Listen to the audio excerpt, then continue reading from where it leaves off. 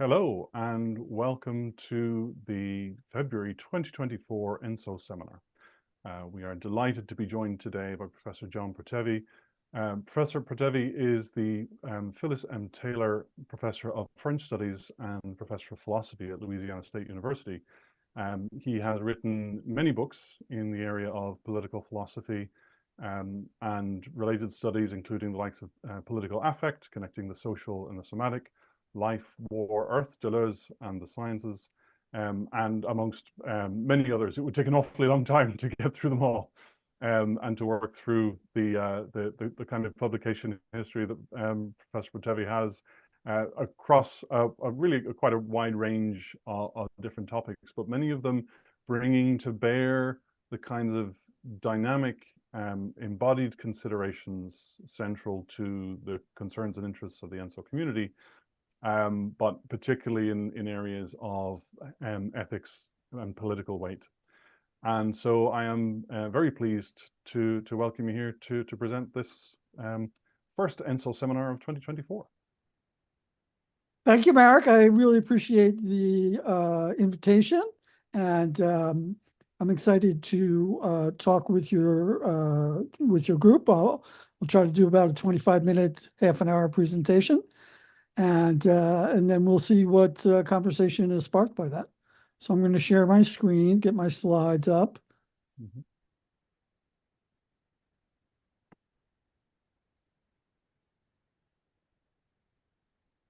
Okay, so I was, as an American, I was shocked and appalled and awestruck by the invasion of the Capitol building on January 6th after Trump's speech in Washington. So I've developed over several years a method of case studies where I try to take a concrete events and try to see some of the dimensions, philosophical and scientific dimensions that could be brought to bear to understand that event. And so this one struck me as a good candidate for that. So here, I don't know if people's screens are good enough, but you can find the text here. This is a Google Drive folder. You could also find it at my pinned tweet on my Twitter feed, which is just at John Protevi. You could find a link there. You can email me. I'll give you a link as well. So I'll talk a little bit about this idea of case studies. Then I'll develop at a little longer length this notion of a political philosophy of mind. And then we'll do the case study of January 6th. So I think case studies are kind of an underutilized tool. We see where there's lots of thought experiments and swamp monsters and all sorts of things. But I think it's an interesting way to look at a concrete event, but see the way in which multiple dimensions have to come together in order to have the event happen. So I use the Simondon metaphor of a crystallization, that there's any event is going to have a non-individuated background of potentials that come forth to hit that. So the example I often give for a physical example is a hurricane. There are no little hurricanes off the coast of Africa waiting to happen, but there are bands of pressure and temperature differences that create air and wind currents, and at certain singularity of intersections in the intersecting processes, you can get a self-organizing effect, and then you'll get a wind current, a thunderstorm, a thunderstorm cycle, an eye wall, and then the thing takes off across the Atlantic. So that's a really good example, I think, of the way in which these different temperature and pressure differentials are not individuated, but they can become individuated at a particular thing. So I think here the discontent throughout America, fostered by Trump and his propaganda, wasn't individuated until he called for it on January 6th, come to Washington. And then while they were at Washington, he called for it again. Let's go to the Capitol. So those were non-individuated potentials, which at the correct trigger took off. Right? So that's why I wanted to go to work backwards then from the concrete event of the Capitol invasion to what were those dimensions that had to come together in order for it to occur.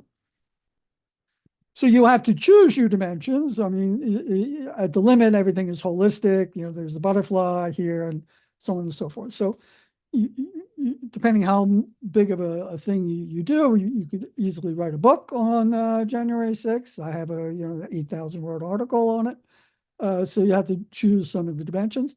But I think that if we develop a apprenticeship in case studies, it might be an interesting way to feed into our experimental practices. So almost a little bit like neurophenomenology, you need to have some practitioners who are going to be able to give good descriptions that can then be used to set up some neurological or neuroscientific experiments. Here, I think in a political sense, if you practice looking at these complex events, then you might be able to pull out some things to study, like just how many and what kind of person has to be riled up in order for them to go to Washington. There's a lot of interesting things about Trump. The idea of his support is that disgruntled working class people, when in fact they are the local elites of small towns. It's the car dealerships, the real estate magnates, the small dental practice owner, who are the ones who create Trump. So you could actually study that, I think, better. So I think our lives, intersect on these things. Statistically, you could study me as the parent of the child of Kennedy liberals with Italian and Irish ancestry from born in 1950s and so on and so forth. And you could study that and you could find a number of people who have ended up as professionals like I did. But in my life, those things become concretized as particular events that I experienced. Right, so we'll have to go a little quickly here. I try to think that of these multiple dimensions. Obviously, we want to go below the first person to the subpersonal. I do in the paper, I give a kind of sketch of the first person development, the mind and life continuity idea. The second person then with Ezekiel DePaulo and Hannah de Jager, the participatory sense making. I think that was a great breakthrough. Or even within the first person, the adaptivity is a breakthrough from autopoiesis. So you can sort of build this kind of thing up. And then I think when we go to the third person, then you can look at a field, a distribution of subjects who have potentials to engage with the social affordances of their society. But those are distributed, and not everyone engages with those affordances in the same manner. So you have to be able to analyze subject processes. People get raised, and they have an embedded set of unconscious motivations and desires, and this, that, and the other thing. You have two dangers there. You don't want to just see people as simply predictable on the basis of their demographic positions. That would be I call that a structuralist reductionist. But you also don't want to just say, well, we're all just, I'm the captain of my soul and I do what I want. And that's a kind of hyper-liberalism where you're not allowed to look at people in terms of their backgrounds and motivations. And then the fourth person, I don't know whether this is the right term or not. I do some Google searches. I don't really see too much, but what I'm looking for is they're comparing people's actions to a standard or an average of a society, or even a distribution of things. So the danger there is to dismiss as mere idiosyncrasy what actually makes people singular and interesting. Right? So Deleuze and Guattari have a great saying where they'll say that the majority, by which they mean the standard, is no one, because everyone deviates enough. So it's you could say that white middle class Anglo-Saxons are the majority standard by which everyone is supposed to conform to the United States. And then they'll say, well, no one's white enough. No one's straight enough. No one is whatever. No one is Anglo-Saxon enough. However you want to go down the line. Okay, so here I talk a little bit. There's a classic problem in sociology. Francisco Varela, in his paper to use a reference that I think our audience would appreciate, in his article with Jean-Pierre Dupuy back in the early 90s, they make a big thing about showing that social patterns are actually constructed from the bottom up. Right? So you can't reify a pattern. Right? You have to show how it's constructed in upward causality. But I think they neglect the way in which, once established and only relatively stable, but established from above, that can have a downward causality effect by constraining the possibility space or the behavior space through normative considerations, critiques, rewards, and punishments of people as they go through their developmental process. Right? So there's a way, and that's what Sylvia Winter calls sociogenesis. If you want to look at that, and depending how deep you want to talk about your deep embodiment stuff, you could get into a lot of developmental epigenetics. Cross-generational, that's still controversial, but everybody accepts that what plasticity means is that developmentally, we have these capacities to fix our habits and our desires. So again, that same issue comes up. This is an article I wrote in my Life War Earth book called The Granularity Problem, or an essay. So you can't reduce people to the categories, but you can't simply have this kind of runaway identity politics. As a 68-year-old white male from Philadelphia, my truth is that you can't have politics that way either. Right? You have to be able to show the way in which those things come together. So look at 3 developed temporal scales. This comes out of my political affect book. Trying to look at, I use this term bodies politic, so they can be civic. We grow up in these societies. Our bodies have certain resonances with what's expected of us, our social position. And then these events can happen at a smaller scale. So I have a couple of formulas there about the way in which I do usually use the term affective cognition, because I do think that there's a lot of ways in which we're always oriented. There's always a valence and salience in the way in which we engage with the world. And our dispositions for picking up on those things are going to be produced, I think, via by the way you're raised. So transgenerational subjectification processes. And those things themselves are this kind of crystallization. So as I'm basically a Deleuzian who's read a certain amount of the enactive and ecological literature, but that notion of crystallization of a multiplicity, using that hurricane example, well, that's us. We're all hurricanes. Right? We've been crystallized of this multiplicity. So I like this little formula here. I think that our bodies and our social and somatic are spiraling and interweaving, right, diachronically as they go along. Right, your body undergoes changes as you're raised in a particular thing. In the sense that, in any one culture, you're rewarded or praised for exhibiting certain behavior patterns. Right?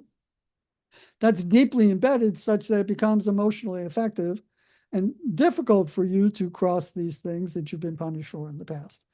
And so that your social and your somatic, I think, interweave across time. Then I'm going to skip this. I think I'll just lay it out quite quickly.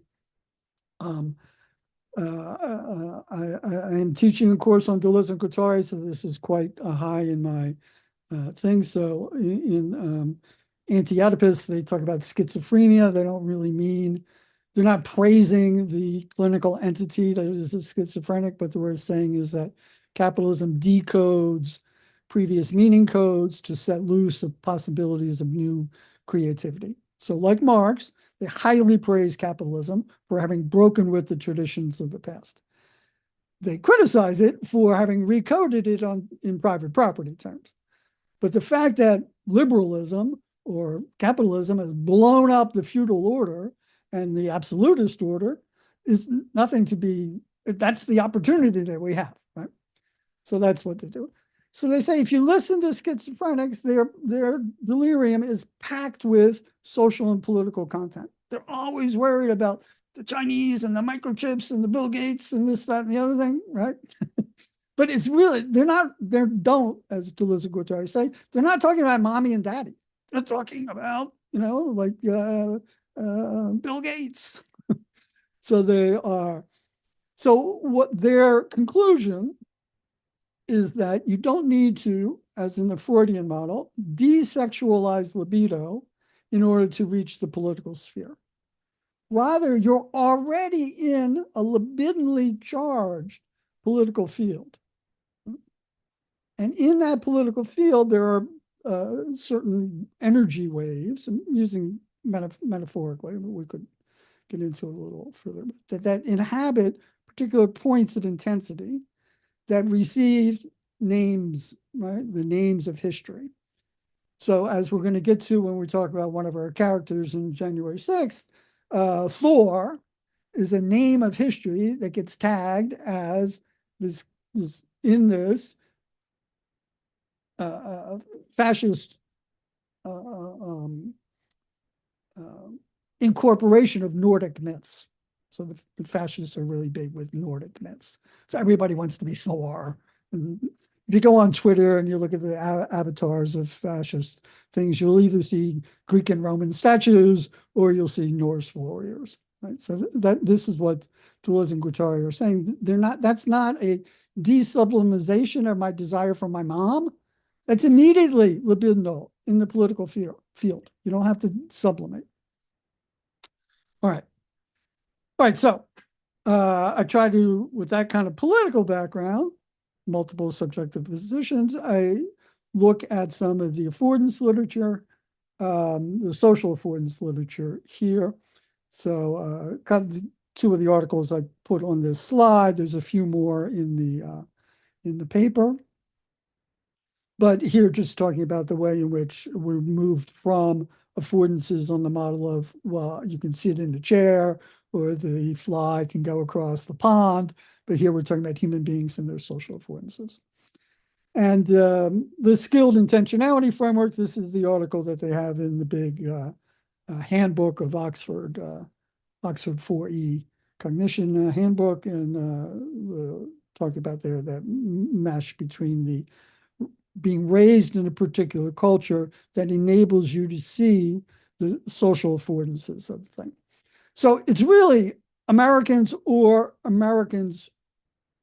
people enmeshed in American culture who could respond to the Capitol building in such an emotional and politically charged way.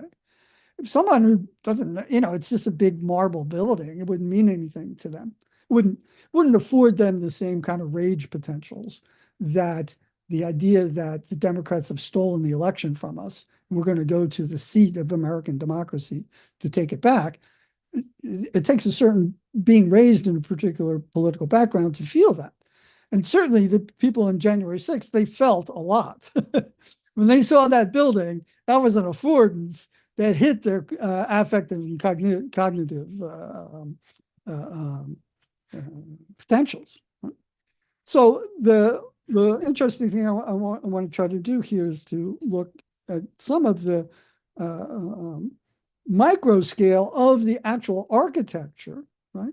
So the Capitol here was not a neutral stage, either physically or socially, for the events of January 6th. It couldn't have happened anywhere else in that particular way, because it's the Capitol building. So, when many of these kids, many of these people as kids might have gone to Washington on a school trip and been taken in the Americanization process to the seat of American democracy, right? Where, the way they were different from the, so I was talking to Merrick before, I have an Irish background. So the way we were different from the English is here, right here. This is where we won the war. And, when you tell all these kind of stories. I am also, a quick side note, I always tell my students, I am very proud to live in a country where there are no hereditary titles. I do not have to call anybody sir. I do call them sir as a thing, but I do not have to.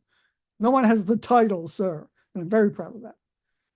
But anyway, so even liberal, progressive professors have these emotional investments in it. Okay, so here's a smaller shot. I've got a larger shot here of the big Capitol. But if you zoom in a little bit, you have these incredibly dramatic things where these people are climbing the walls, right? So obviously that's a classic physical affordance idea where, the hand and the grasp. I don't think the architect actually built it like that to be scaled, but the people read it as scalable, and they were able to do it. So we'd have to look at the intersection of the political subjectification, what brought these people to the idea that they thought that by going there, they were saving American democracy, because that's really what you have to inhabit the Trump mindset, right? They actually believed, I think, that the thing was stolen, this and that. Now, you could intersect that with a lot of analysis of white supremacy and the disgruntlement about it's hard to keep up with what the right wing concocts as the latest boogeyman, but there was critical race theory, or now there's DEI, and they're stealing the rightful places of white males who's supposed to be on top, this, that, and the other thing. But you'd have to do you should do an analysis for all these things. So the social affordances, I think, are the symbol of the Capitol as symbol of American democracy, and the particular words that Trump used. Those words on his speech afforded the action of, going to the Capitol. Let's all march down to the Capitol. So I've got a few quotes from Trump there. So, all right, so let's pull back a little bit then. There's a big picture idea, I think, here of the Capitol building from a critical perspective, right? It was actually built by enslaved people.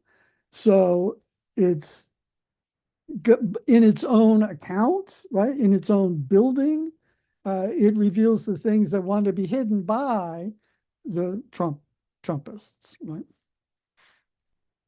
Okay, so that's a kind of wider scale, and then you see the magnificence of the thing.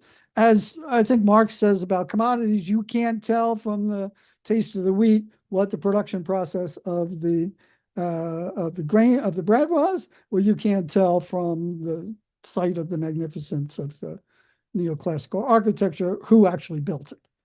So. There was one of the notorious things that captured people's imagination was the idea of defecating on the floors of the hallways, and this was a big scandal. So you could get into a whole bunch of stuff here, I think, about defecation, cleanliness, Mary Douglas, purity and danger. You could do a whole big analysis, and some of the people that I look at do that. The objecting the accursed chair is a little bit of jargon from George Bataille.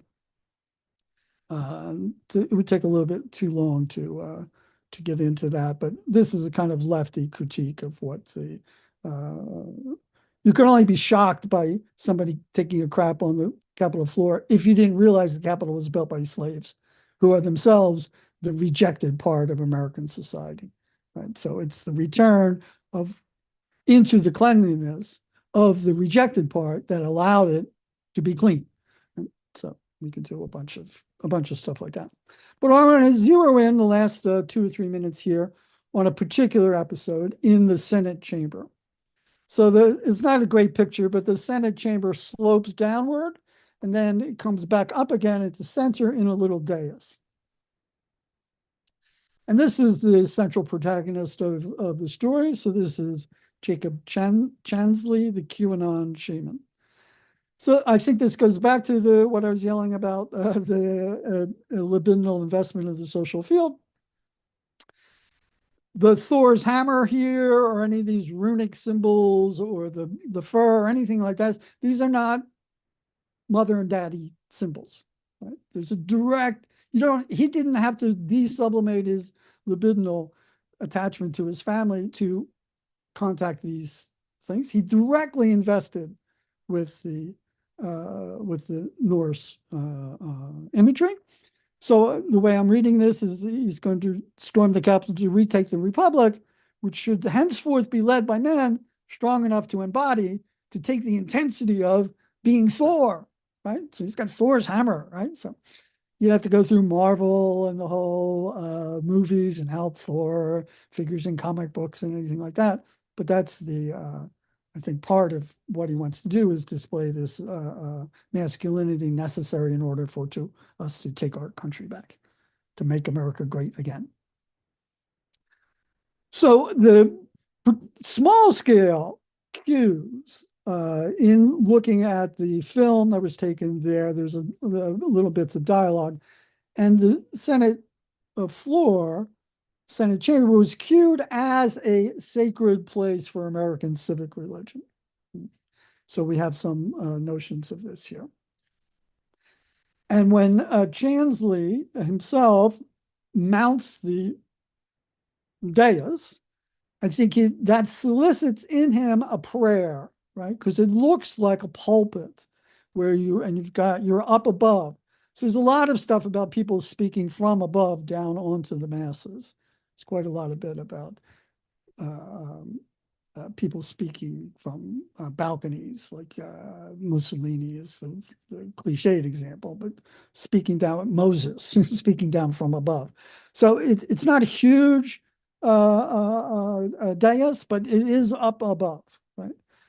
And he gives this little prayer, so thanking God for filling the chamber with your white light of harmony.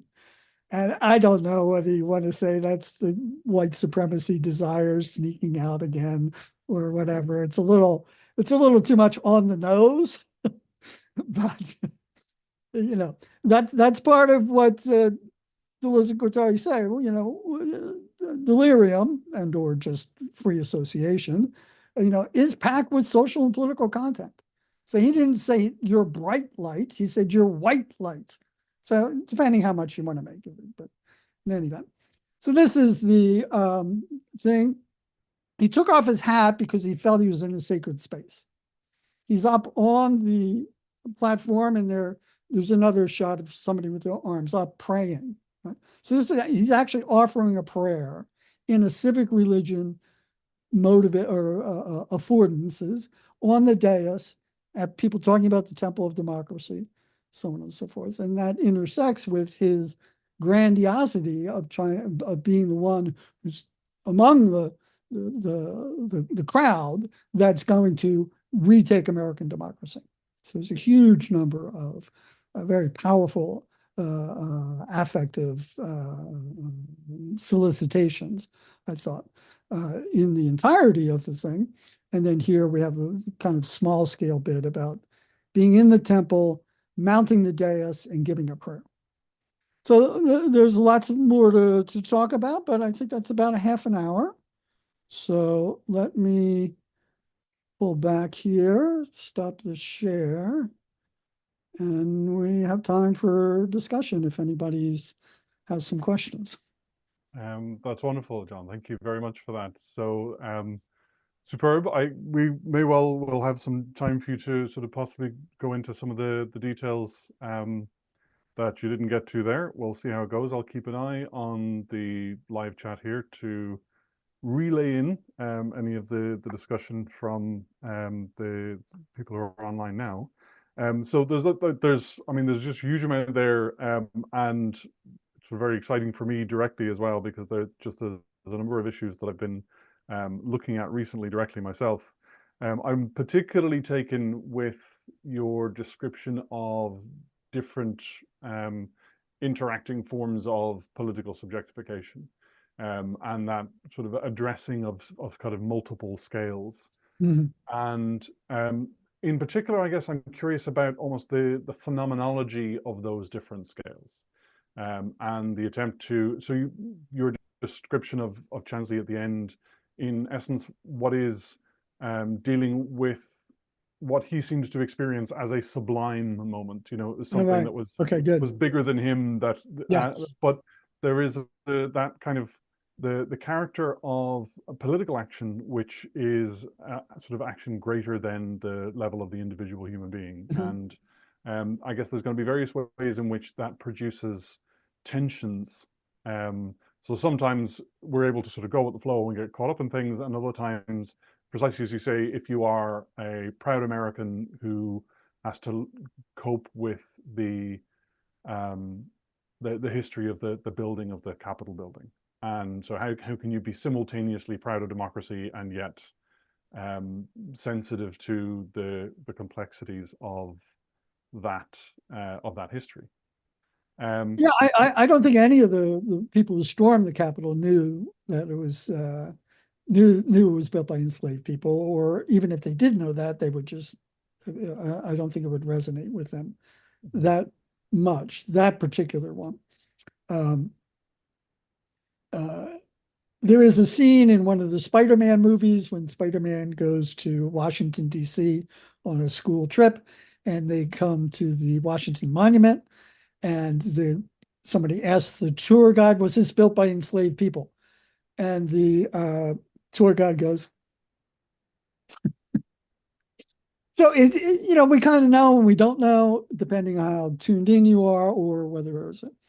But I do think that yes, I think that they certainly Chansley from uh, from the way he acts and the way he speaks, he did feel called to a much higher thing. It's grandiose, narcissistic. You could probably do a lot of different things, but he's the one, right, who's strong enough to channel Thor, right?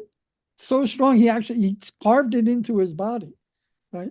I don't want to say identification, but I guess the inhabiting of the power of Thor and these other runic things, right? No, on the one hand, that's kind of like silly that this guy did too many drugs as a kid, and is just on the edge of things. So you can dismiss him as, well, he's mentally ill. But that's Deleuze and Guattari's thing. If you look at the particularities of mentally ill people in America, you actually see what's going on, where the libidinal investments in the United States are. So that I think tied in. I did a similar one with there was a political assassination attempt by on a congressman from Arizona called Gabrielle Giffords, and her assailant was much further gone than Chansley. If you look at his YouTube videos, it was really kind of chaotic, but he was focused on her, I think, due to a kind of stochastic terrorism idea, where if you just put out a call, then those people with lowered thresholds of action are going to be called to. I mean, like, I care about American democracy. I didn't feel that the standards of evidence for a stolen election were met. So I'm up here, and what they presented to me didn't trigger enough action. But for people who had lower triggers of action, come to Washington on January 6th, would trigger that. But that's, like I said, that's stochastic. You just put out a call and somebody's going to answer it, but you don't know who. But it's a very difficult thing for Anglo-Saxon jurisprudence because there's no real way to specifically tie Trump to any one person's actions. It's a global thing. So should you be responsible for calling for things that are cleverly designed to be above the threshold for legal responsibility, and yet everybody knows what he was asking them to do? I mean, that's something that I think we can, certainly ethically, politically, and morally criticize actions like that. Can they be held legally responsible? That's what the trial for the insurrection is all about. Because that's a term that I think has a kind of stochastic element to it. Did Trump activate, catalyze, organize? I mean, there's lots and lots of verbs that the lawyers have to figure out. To the extent that he himself, as having participated in an insurrection, is no longer eligible for public office. So after the Civil War and the 14th Amendment, they put the clause number 3, which nobody actually read. I didn't know anything about it, but that's what the particular trials are on. But that's a very difficult question. What does it mean to participate in an insurrection? So, I mean, part of that's the genius of just the basic structure of a legal system. You can't spell out you can't precisely define an insurrection, or then people get a loophole. But if you leave it too vague, then it becomes rife for political weaponization. So, but anyway, but yeah, so the phenomenology of the Trump people, I do think now, having regretted it, a lot of the people who stormed the Capitol said, I was just going with the crowd. I didn't know anything about it. And then there are other people who were convicted for having organized it. They had walkie-talkies, they had military training, they had cells, they had a whole bunch of stuff. And then they actually did, hit people with flagpoles and bear spray and all that kind of stuff there. So I've done a lot of research over the years on violence and organized violence. And one of the great people I've read in the past is a guy named Randall Collins. Wrote a book called Violence, a Microsociological Theory. And he talks about confrontation and the energy of a confrontation that once broken, if there's a break in one side, the other side will surge forward in what he calls a forward panic. So the panic fleeing calls forth this enraged fight where the energy that built up in the confrontation is then vented, the excess energy is then vented on the helpless victims. So it's a way of talking about atrocity and the kind of what he calls a microsociology, which I think we could has big psychological components to it. So I think in the energy of the confrontation between the invaders and the Capitol Police, there's a lot of it built up. And so when they finally broke through, it must have just been a huge, erotic, ecstatic experience. Like they got into the Capitol. They were trying to keep us, because you can also do this kind of thing. It's our house. Right? You can't keep me out of the Capitol. I'm an American citizen. This is my building. Right? So you can have all that stuff surging behind it. But I think a lot of them, once they got in there, they were taking pictures and selfies and whatever. And then, but some of the more highly motivated ones, were the guy put his feet up on Pelosi's desk, and there's a lot. Now, the defecating on the floors, it's quite possible there was just overflowing toilets. You can't bring 10,000 people into the Capitol building at one time. The plumbing isn't set up for that. So I don't actually know whether that was deliberate or not. But the shock value of it was what triggered that little analysis that it gave about the cleanliness and this and that. But, yeah, so it actually this sort of gets that kind of sense of, as you mentioned, sort of we're an American, you can't keep you out of our house, and that right. that tide of nativeness, I guess, was kind of born into and fully Americanized. That aspect of the whole process is one that Fred Cummins has a comment here from online. So just a sort of a prologue. The thick description is always a challenge, and this is Fred. I suspect a case study, by virtue of its contingent singularity, makes it an especially rich ground for such approaches. But anthropologists aspire to a kind of naivety in order to be sensitive to dimensions they are not anticipating. Can we take the same distance with respect to a homegrown event? Yeah, can you reread the second to last sentence? Yeah. So anthropologists aspire to anthropologist. Yeah. Okay. Oh yeah. Well, yes. I don't think you can aspire to neutrality. I think everything I do is a political intervention into an already set up discursive field. I'm definitely saying something about January 6th, which is already established.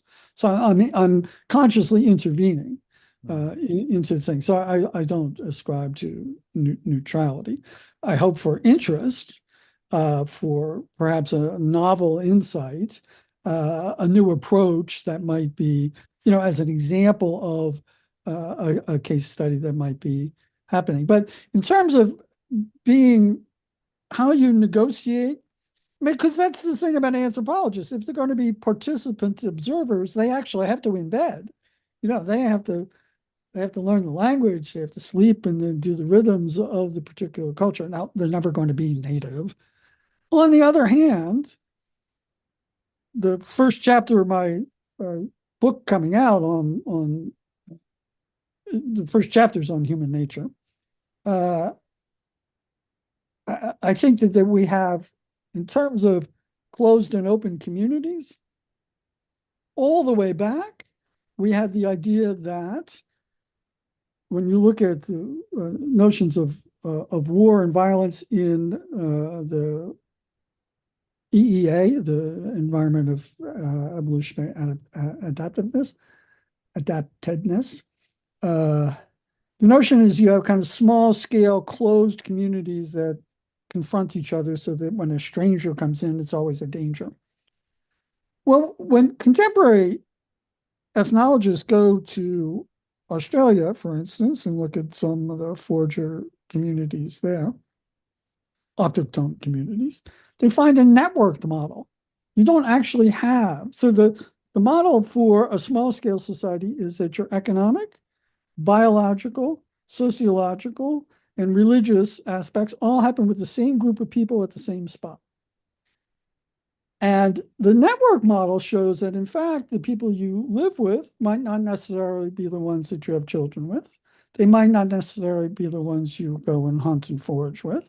And they might not necessarily be the ones you do your religious rituals with. In fact, that you've got, instead of the 50 people that you camp with, right, or not camping anymore, but have houses with, in fact, you have a kind of network of about 1,000 people spread out over hundreds of kilometers that at some point or another you're going to connect. So that ties into the debates about cultural diffusionism. How is it that different stone tools move across, and how is it that different? Exactly. So I do think that there's always been translation, interconnection, and xenophilia, along with xenophobia, closedness, and stuff like that. And The contemporary model of the closed society might fit for a hunting or a farming village in an empire somewhere, who are suspicious of the people from the other side of the mountain, right? But not necessarily our evolutionary history or deep pre-state history, which may have been more networked than closed off. All that goes back to the thing about how does anyone become an American? I mean, we're fairly thin notion because we have so many immigrants from all over the place. I myself have like 5 different nationalities somewhere in the last 3 generations. I'm Irish, Italian, Scottish. There's a little bit of English, and God knows where what the Irish are further back. So I think Americans have a kind of thin socialization: baseball, hot dogs, apple pie, this, that, and the other thing.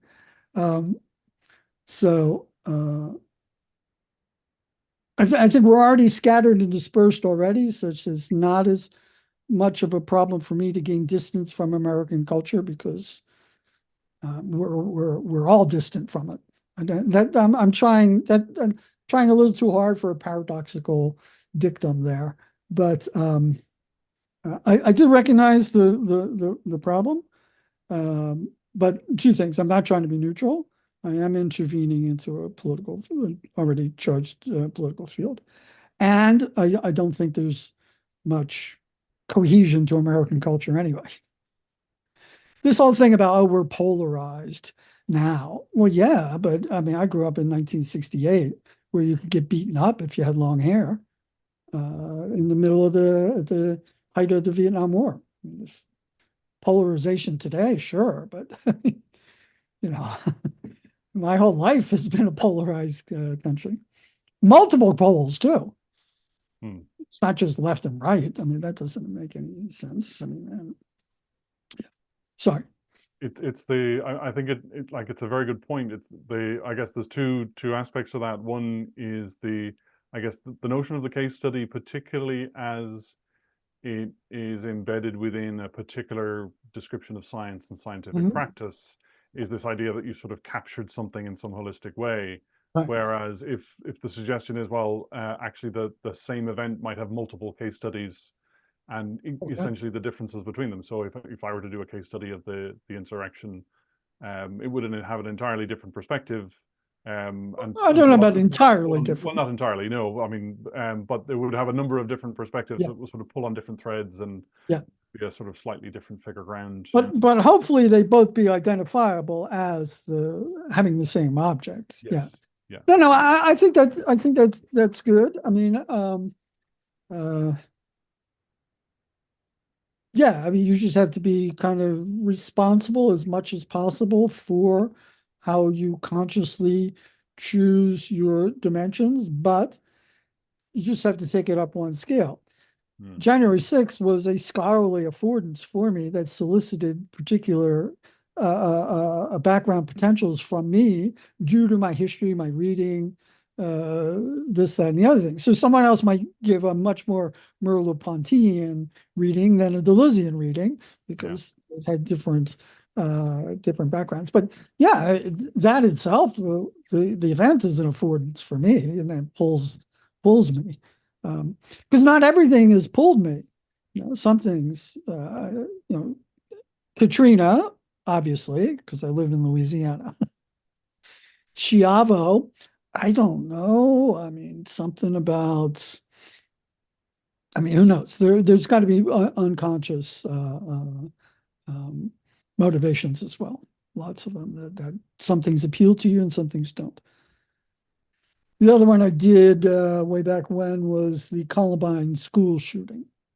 And I guess since I'm an educator, that called for something to do that. But it is the case that I think that I feel called to these kind of negatively valenced bad events that I want to try to figure out how it happened.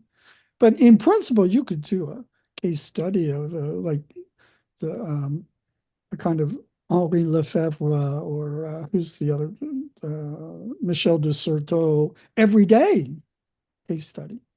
No, I went to the bakery and I got a baguette and I opened my newspaper and I went to the cafe and got a thing. And it just, you could do a really interesting case study of those kind of things. Now, a lot of how do those habits become sedimented? Shift to the kind of Husserlian language of sedimentation, and that's genetic phenomenology, I think, sedimentation of habits. But yeah, I tend to be pulled to these dramatic things. I don't know why. No, well, I mean, fully understandable. Obviously, they are demanding things. They are. Okay, so yeah, actually, before we came on air, Marek and I were talking about the way in which the skilled intentionality framework talks about reduction of disequilibrium. So I think that certainly holds in this case. I'm definitely thrown off balance by January 6th. I sat there, I glued to the TV. I didn't know what to think of this. They're climbing the walls, right? Now, I've been primed and I'm in favor of climbing the walls if it's to occupy the people's house for a left-wing cause. But anyway, so I'm definitely thrown off balance, and writing this paper helped me to restore a little bit of equilibrium because I was able to comprehend some things. I was able to bring things to bear. I think that we are attracted to things that throw us off balance as intellectuals, right? Because that's the anomaly in the philosophy of science thing. It just doesn't fit. So how can I change my frameworks to allow it to fit? So there's both a push and a pull with regard to disequilibrium, right? But because you search it out, because you get tired and bored with doing the same thing every day, because probably you don't do the same thing every day. There are little micro deviations unconsciously that we do in order to keep ourselves a little bit fresh. But certainly there's a great description, phenomenological description in Francisco Varela's piece on when you forget your wallet at the I forget what's the name of that piece. Reenchantment of the concrete. Reenchantment of the concrete. But yeah, there are these things that all of a sudden throw you off balance and you have to reduce it. But I do think we look for those challenges, risks, search for disequilibriums. And before I forget, I want to say hi to Fred. Remember fondly our meeting in Paris when I did another one of my berserker papers. For a quiet little pacifist college professor, I'm strangely obsessed with talking about berserkers and Thor and. I remember. Fred says, "Great talk, John. Thanks." I remember actually, John, where I think I first met you was in Florida in 2007. You were talking about war fighting. Again, it was sort of yes, that helped me get started. That was when I.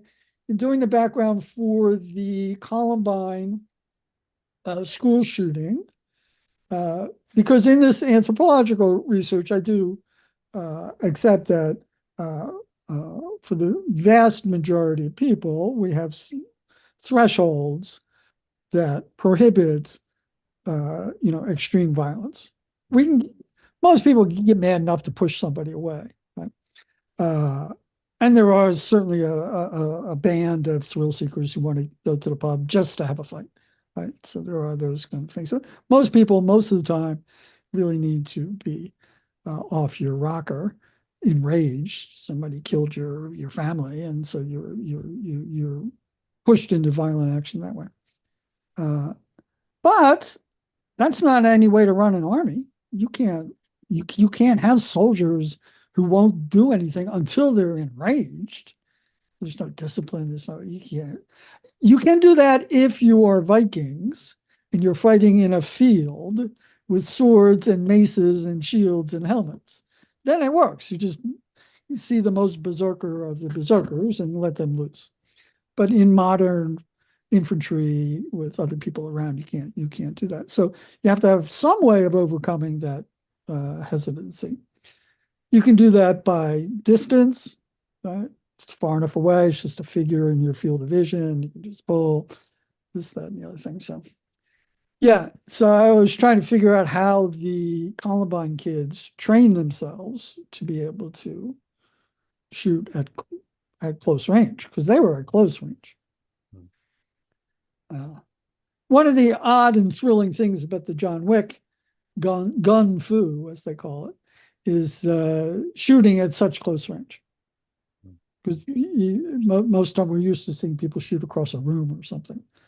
But here it's just an extension of his fist, the way he shoots at close range. So that's a part of why it grabs your attention, and also the brilliance of the directing, because it's like one take. It's not like this chopped up thing. No, you see one take, he just goes through the whole room. It's like, man, that is some filmmaking. So we're fascinated by violence and horrified by it. Yeah. I mean, it's interesting because it strikes me as there's almost actually a sort of a related aspect to this. So one is the kind of the going with the flow of it is a crucial part of being able to maintain your agency and maintain your interest in, continuing on with the thing. And in something like the John Wick movies, they just use a single take, as you say. There just isn't a pause for breath, and there's no cut to kind of reset. What's interesting in the likes of the Columbine and very similar shootings across the board is they're almost always associated with a political manifesto. So that the actions that are taken, like the violent actions, are instances of a larger ongoing action rather than a series of individual decisions. Very good. And there's it's a point, I guess, that you that sort of brings us back to that issue of the different aspects of political subjectification that you mentioned, because it raises this question of, well, how do we act as political subjects at a scale other than the individual? Because that really seems to be the key thing, right? So, and who has influence at that super individual scale? But also, how is that managed? But also in the sense of what they call performative or preformationist. I forget there's a term, but you have to be the justice that you want to enact in the world in your personal life. Yeah. So you have to treat yourself with kindness and other people with kindness in order to do that. So that's a lot of the disobedience training, where you have to actually come back down into your own life. One thing I'm really kind of fascinated by on the other side is the fascist attitude to your own body. You have to whip it into shape, right? Because you're lazy and you're fat and you have to go to the gym. Right. And you have to burn and you have to do one more rep. And, there's a whole way in which there's a micro-fascism that's inside yourself, in your mistreatment of your body. Because you can know as much as I know quite a bit about bodybuilding and musculature and all that kind of stuff. And you can know that it's more important to have rest, or equally important to have rest, right? Lifting weights is a stimulus. The muscle growth happens when you rest. And still, I'll go to the gym when I'm tired and exhausted. It doesn't make any sense. So there's some kind of unconscious desire to punish myself or something going on there. But yeah, so it also comes back down. I think how do you engage with other people enough in a movement such that you can have an effect upwards, while in that very action you're creating a positive, mutually empowering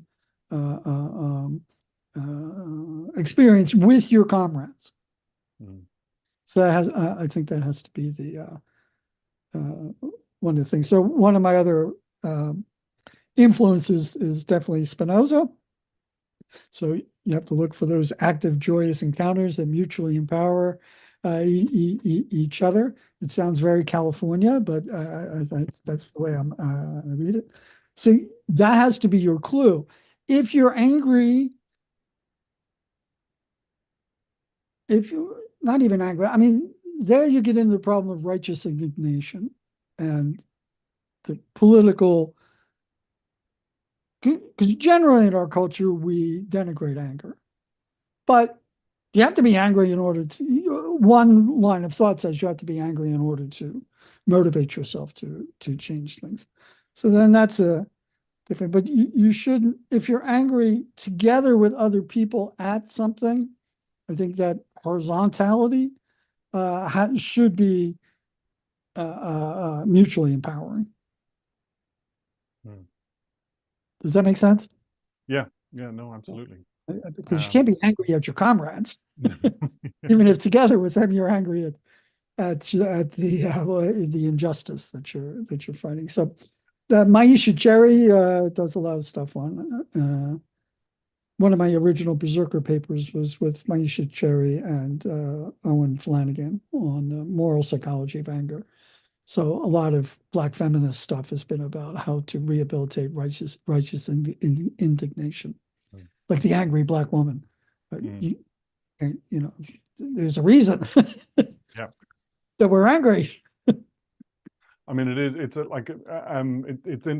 the simple physical orientation of the setting becomes a crucial part of it. You know, you have to get everyone literally facing the same direction. So, you know, Trump on the stump had everyone facing the same direction. There's a kind of that immediate formation of the group and group activity in that simple bodily resonance was a means to sort of build on something a bit bigger. Well, it's no accident also that they marched, right? Because marching, now they didn't march in lockstep, but they resonated enough that I think it built a feeling of, it probably built a feeling of togetherness. Certainly if they marched, then that, you know. Fred's work on chanting is one that I always come back to. Yes. Well. I mean, it's just a superb analysis of how you can get this kind of, and some of the ways in which this collective subjectivity is produced. Well, I think you did get a call and response in Trump's speech. I have to look at that. I mean, it's like 2 hours, which is part of the thing, because the fact that it's 2 hours has some kind of hypnotic effect as well. But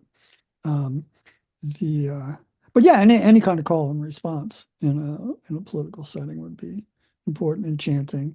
You know, build the wall, lock her up. What else was another one? Make America great. Stop the steal. I mean, Trump's really a genius at capturing in these little slogans, motivating forces.